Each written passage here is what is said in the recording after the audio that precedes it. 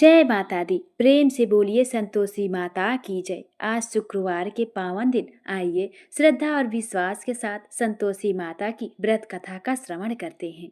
एक गांव में एक वृद्धा रहती थी। उसके 7 पुत्र थे। 6 बेटे बहुत मेहनती और कमाने वाले थे, जबकि 7वां बेटा सरल स्वभाव का और सीधा साधा था। वृद्धा माँ रोज 6 बेटों के लिए अच्छे से भोजन बनाती, उन्हें आदर से खिलाती और उनके खाने के बाद जो कुछ बचता वही 7वें बेटे को देती थी।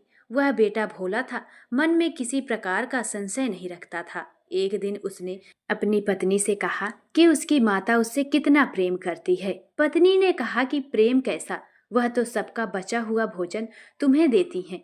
उसने कहा कि मैं आंखों से जब तक देख न लूं कैसे मान लूं। पत्नी ने हंसकर कहा कि स्वयं देख लोगे तो क्या कर लोगे। कुछ समय बाद घर में बड़ा त्योहार आया। 7 प्रकार के व्यंजन और चूरमे के लड्डू बने।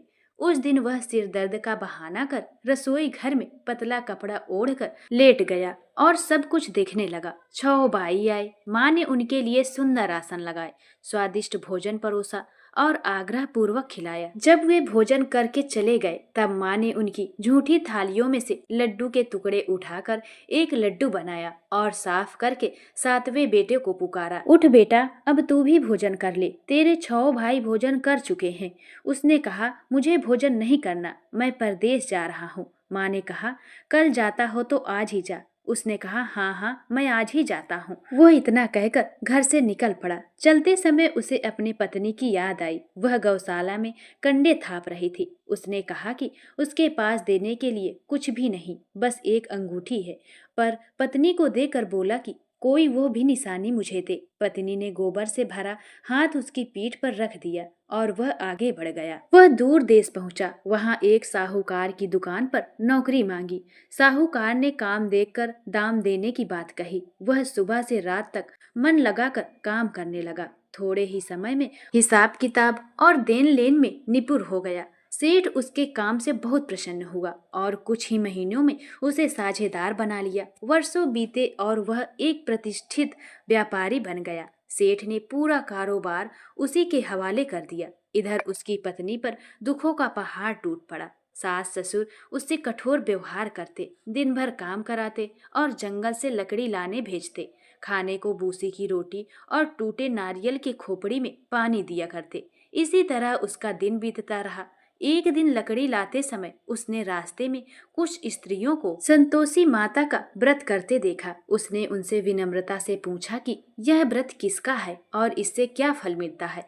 स्त्रियों ने बताया कि यह संतोषी माता का व्रत है, जिससे दरिद्रता दूर होती है, घर में सुख शांति आती है, मनोकामनाएं पूर्ण होती हैं और बिछड़े अपने मिल जाते हैं। उन्होंने व्रत की विधि भी समझाई कि हर शुक्रवार निराहार रहकर श्रद्धा से कथा सुननी या कहनी चाहिए। नियम में कोई बाधा न आए और कार्य सिद्ध होने पर विधि पूर्वक उद्यापन करना चाहिए। यह सब सुनकर वह अत्यंत प्रभावित हुई। रास्ते में लकड़ियां बेचकर उसने गुड़ चना खरीदा और माता के व्रत का संकल्प लिया। मंदिर पहुंचकर उसने माता से करुण प्रार्थना की कि वह अज्ञान है पर दुखी है, माता उसे शरण दे। माता ने उसकी विनती स्वीकार की। पहले ही शुक्रवार के बाद दूसरे शुक्रवार को उसके पति का पत्र आया और तीसरे शुक्रवार को धन भी पहुंचा। पर वह धन देखकर भी उसने माता से केवल अपने पति के दर्शन की कामना की। माता ने प्रसन्न होकर कहा कि उसका पति शीघ्र ही वापस आएगा। माता स्वयं उसके पति के पास स्वप्न में गई और उसे पत्नी के कष्टों की याद दिलाई। माता की आज्ञा से उसने श्रद्धा से दीपक जलाया और माता का स्मरण कर दुकान खोली। उस दिन सारा देन लेन पूरा हो गया, माल सारा बिक गया, धन एकत्र हो गया। उसने घर लौटने की तैयारी की। उधर पत्नी रोज की तरह लकड़ी लेने गई थी। माता ने उसे संकेत दिया कि उसका पति आ रहा है और कुछ उपाय बताए। उसी अनुसार जब वह गांव लौटी तो सास के सामने दुख भरे शब्द बोले। तभी उसका पति सामने आया, अंगूठी देखकर पहचान गया और सब समझ गया। उसने अलग घर लिया और पत्नी को सम्मान के साथ रखा।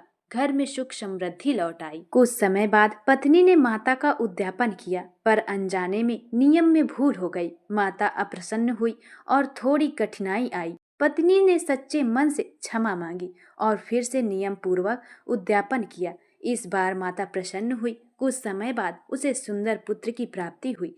एक दिन माता ने स्वयं उसके घर आकर सबको दर्शन दिए। तब पूरे परिवार को अपनी भूल का ज्ञान हुआ और उन्होंने माता से क्षमा याचना की। माता ने सबको आशीर्वाद दिया और कहा कि जो भी श्रद्धा से इस कथा का श्रवण या पाठ करेगा उसके कष्ट दूर होंगे और मनोकामनाएं पूर्ण होंगी। एक बार प्रेम से बोलिए संतोषी माता की जय। जय संतोषी माता की।